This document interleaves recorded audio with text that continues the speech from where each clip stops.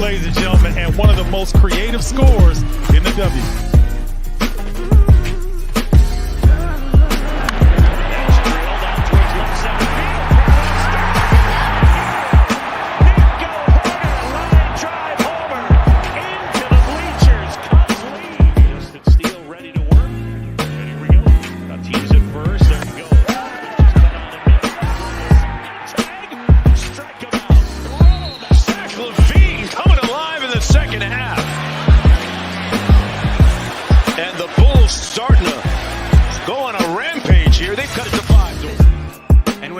Overall selection in the 2023 NHL Draft, the Chicago Blackhawks are very proud to select from the Regina Pats, the Western Hockey League, Connor Bedard.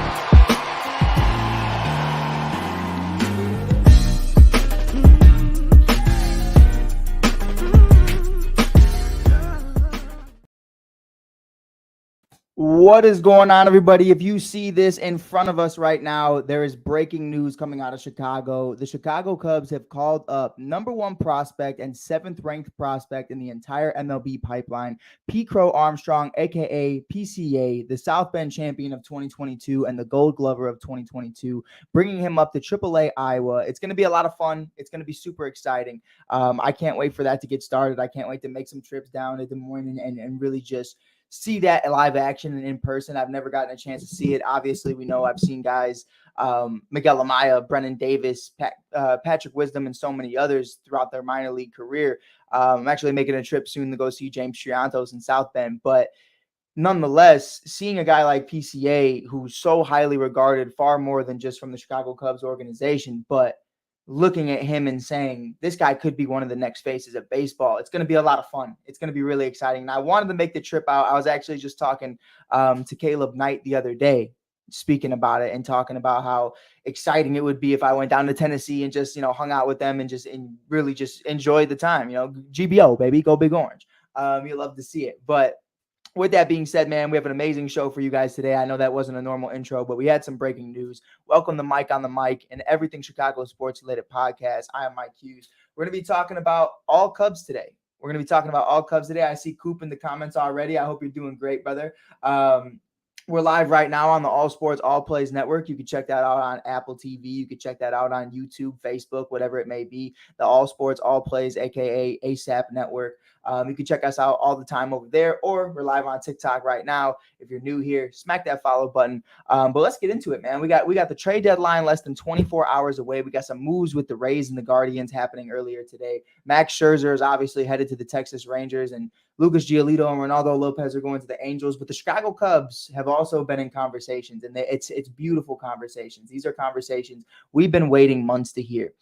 Cody Bellinger, as of right now, I'm going to say as of right now because you never know with Jed Hoyer, but as of right now is viewed as untouchable. He will not be traded at this year's deadline, batting over 340 against lefties and batting over 290 against righties, over 300 on the year. Cody Bellinger has emerged as one of the best hitters in all of baseball, one of the best center field Gold Gloves, one of the best first baseman Gold Gloves in the entire league. It would have been foolish, and we talked about that, and I could definitely understand if tonight is the last night Marcus Stroman is in the Chicago Cubs uniform in 2023. And I will say in 2023, not forever, but for this season, it makes a lot of sense. And I think that's something that right now, when you look at Marcus Stroman and the decline that happened during July, he went into July with a 2.47 ERA and finished the month.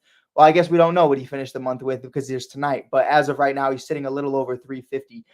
That's a conversation I think you're having with yourself, and I think you're having throughout this league is he going to remain a 247 guy the next 3 to 5 years? And when you want a deal like that and you want to deal with that security and getting paid, let's talk Carlos Rodon type money, Garrett Cole, Max Scherzer type money. It's really hard. It's really hard to get those deals done, and it's really hard to be confident in that.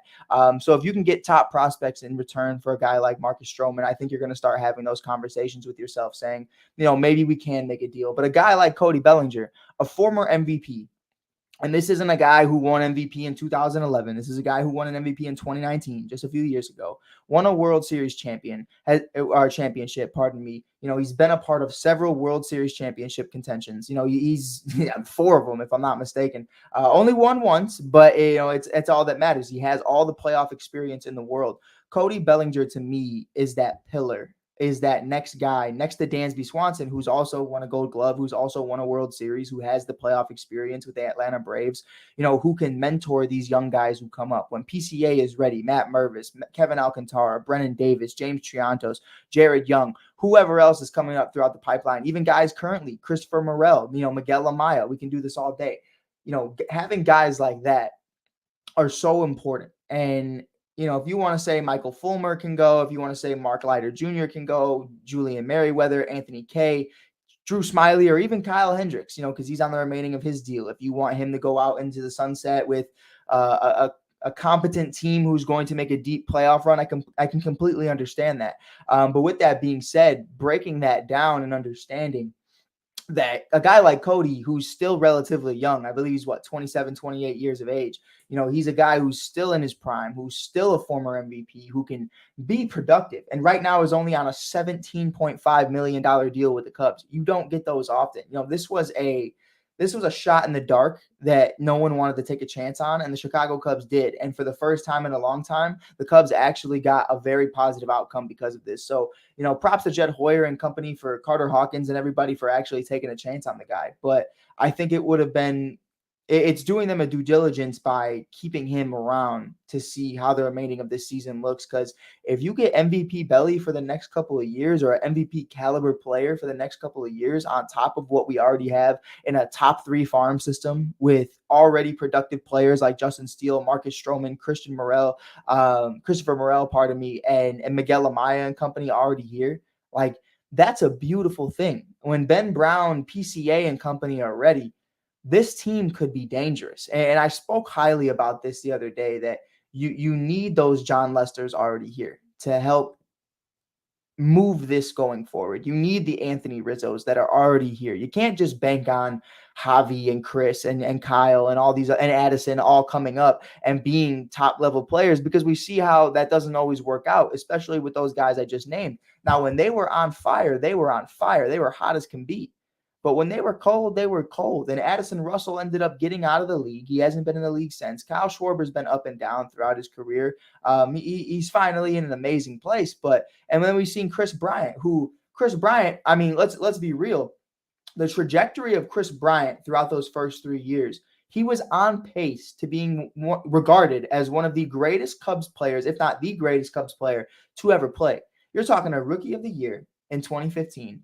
A Silver Slugger and an MVP in 2016, a World Series champion in 2016, an MVP caliber player in 2017, and then right after that, just boom, just a snowball effect of injuries and just not being the best version of him. And we saw the same thing with Javi. 2018, 2019, you're that MVP caliber player. You finished second in the running to Christian Yelich, who I believe Javi should have won that. But Christian also had an amazing year, but I'm not going to take away from him.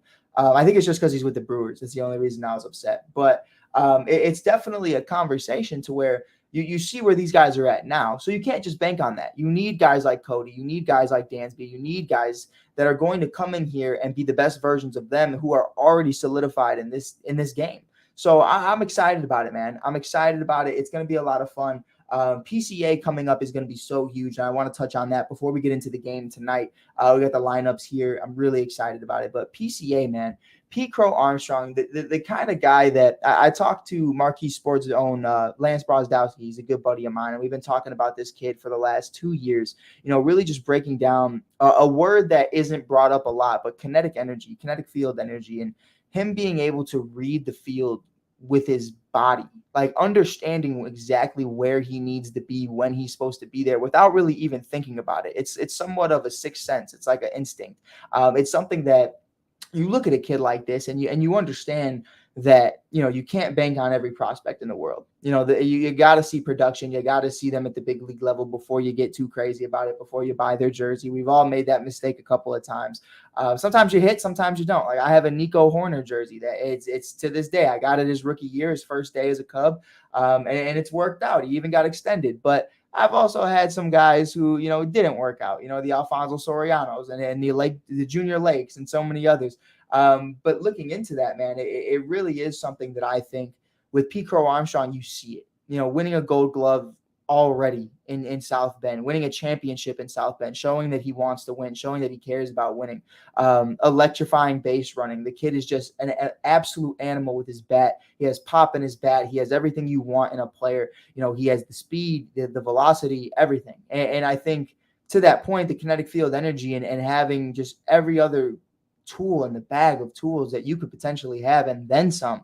This kid is special. Now, one thing I do think is that he is very young. So obviously maturity and obviously, just getting a feel for the game is going to come in time, but I don't worry about this kid whatsoever. I think when he's on the field, he's a class act, and not to say when he's off the field, he's not, but you never know how a 20-year-old kid is going to react to becoming the face of a franchise, but when you watch this kid work and you see his drive and you see the way he moves and how he goes about his life, you see a really hardworking kid. So I'm really excited about it. He's joining Brennan Davis and company up in AAA, and I might even have to make a couple trips, like I said in the beginning of this video, to go check them out. Hopefully we'll be covering it with the ASAP network, but if not, I'll be there in the stands just to check it out myself, maybe see Brennan and Ben Brown and maybe get a couple interviews with them, Matt Mervis as well. But it's going to be a lot of fun nonetheless. I'm really excited about it. I couldn't be more thrilled. Let's get into today. Right now, the Cubs lineup at the day: Andrew Abbott is pitching for the Cincinnati Reds. Elly De La Cruz is going to be batting leadoff. I'm going to be there. It's going to be a lot of fun. I'm going with my boy Coop. Me and him have been going to as many games as possible this year. We saw Shohei Ohtani hit a home run against the Chicago White Sox. We saw Jazz Chisholm before he went down against the Cubs in 14 innings. And then obviously tonight we wanted to see Elly De La Cruz. So we're checking guys off our list. Lineup for tonight: Nico Horner is batting leadoff at second base. Seiya Suzuki is batting second in right field. Ian Happ is batting third in left field. Cody Bellinger is obviously batting cleanup at center field. Dansby Swanson is batting fifth at shortstop. Yan Gomes is catching tonight under the dish at batting sixth. Christopher Morel, he's your DH, batting seventh. I mean, it's just kind of where you have to put him. You know what I mean? I don't think he's a great DH, but he could go 1 for 4. You know what I mean? But it's what you got to do to get him in the lineup. Trey Mancini is back at first base at batting eighth, and Nicky Two Strikes, the man, the myth, the legend, making great plays at third base the last couple of days, is playing third base, batting ninth. Marcus Stroman is taking the mound potentially for his final pitching run with the Chicago Cubs, maybe ever, maybe of 2023, maybe not. We'll see what happens in the next 24 hours, but it's going to be exciting nonetheless. I think it's a good feel that he's pitching today. And I think that's why it's a good feel, is because it's like if they were going to trade him, I don't feel like they would have played him tonight. I think you would have started Steele and you would have, or had Hayden Wesneski or whoever, Caleb Killian come up and really make some noise.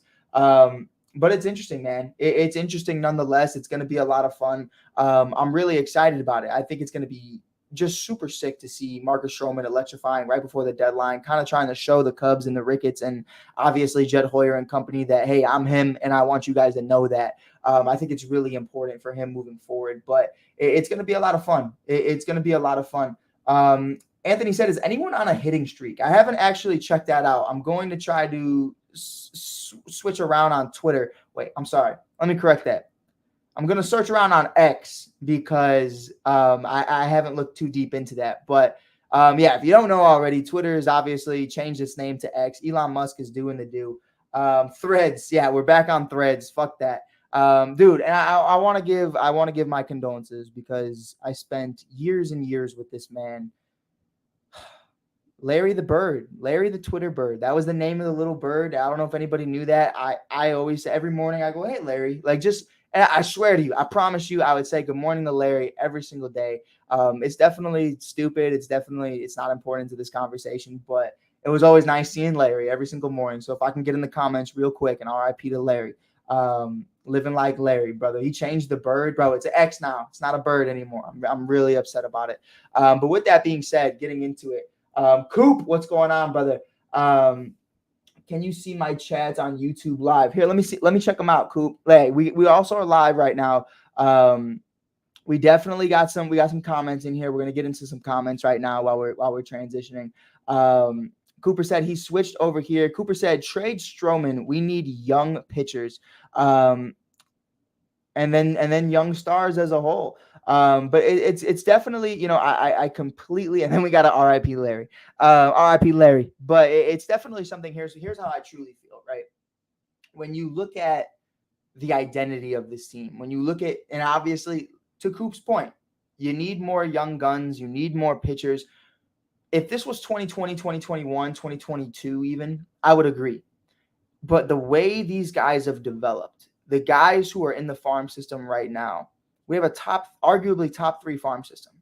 We don't, you can always use more prospects, but we don't necessarily need prospects. You know what I mean? Now, if you can get prospects out of Anthony Kay, Drew Smiley, Kyle Hendricks, Mark Leiter Jr., Michael Fulmer, Julian Merriweather, etc., Mike Talkman, Miles Mastrobuoni, whoever, I understand.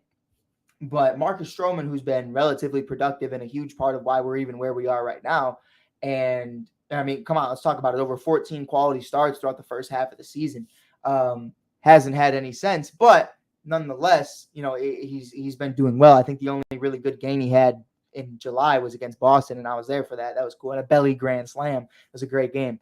But I look at that and I go, when I look at Caleb Killian, Hayden Wesneski, Ben Brown, Ryan Jensen, Riley Thompson, Cole Franklin, and a bunch of other guys, we're talking about Justin Steele and company really stepping up.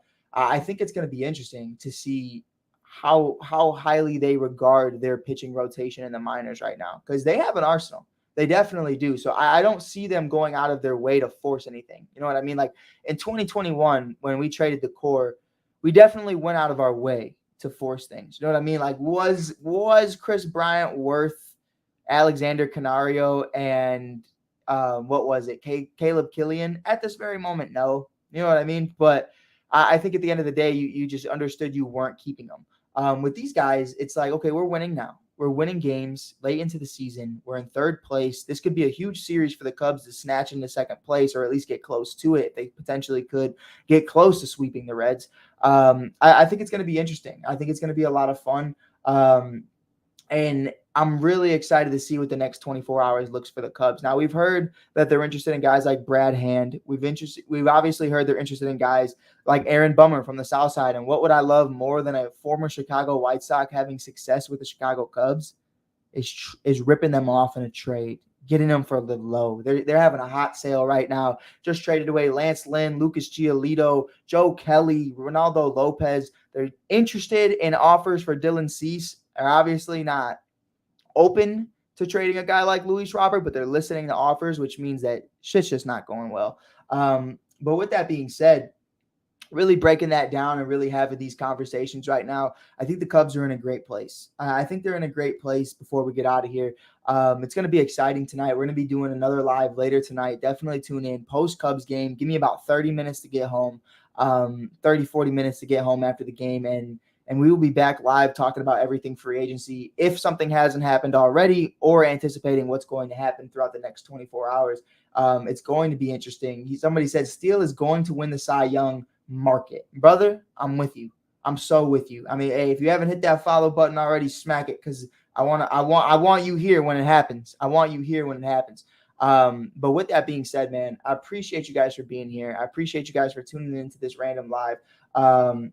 What are you going to do on live later, Mike? Later tonight, we're going to be talking more Cubs, more MLB trade deadline. We're going to be talking some Bears, some Bulls, some Blackhawks, some Chicago Sky, a little bit of everything. We're just going to have a chill night tonight. It will not be on the All Sports, All Plays Network. It will just be on TikTok Live. So if you aren't following already, definitely hit that follow button. Coop, the ETA on that is going to be probably 30 minutes after the Chicago Cubs game. It can't really pinpoint when that could be. Probably, let's see, the game's at 7, probably around 9:30, 10, I would imagine. Just depends how the game goes. Just depends the flow of the game. I was at a couple games this year that were under 2 hours, and I was at one game that was 14 innings and 4 hours long. So we'll definitely be back on later tonight. I appreciate every single one of you guys who have been in here today. Till then, hopefully we continue to fly that W. Let's beat Cincinnati. Let's see Ellie De La Cruz. I was just talking to my boy Charlie Weber, hoping he hits for the cycle, but also hoping the Cubs still win. So let's say let's say somehow, some way, Elly De La Cruz gets a cycle tonight, and then the Cubs win 2-1. You know what I mean? Like that's a day I'm happy with. But until then, I'll talk to you guys later. This is Mike Hughes from the All Sports All Plays Network. You are listening to Mike on the Mic. Peace. All sports, all plays. All sports, all plays. All sports, all plays. 365, we're making up plays. We're talking the game, get you through the days. We're high in the court, the dime in the lane. Variety, topics, living the same. All presentation, sports information. In the airways, taking the nation. All sport, all plays, like working your faces. Grace at the field, so tie the laces. All sports, all plays.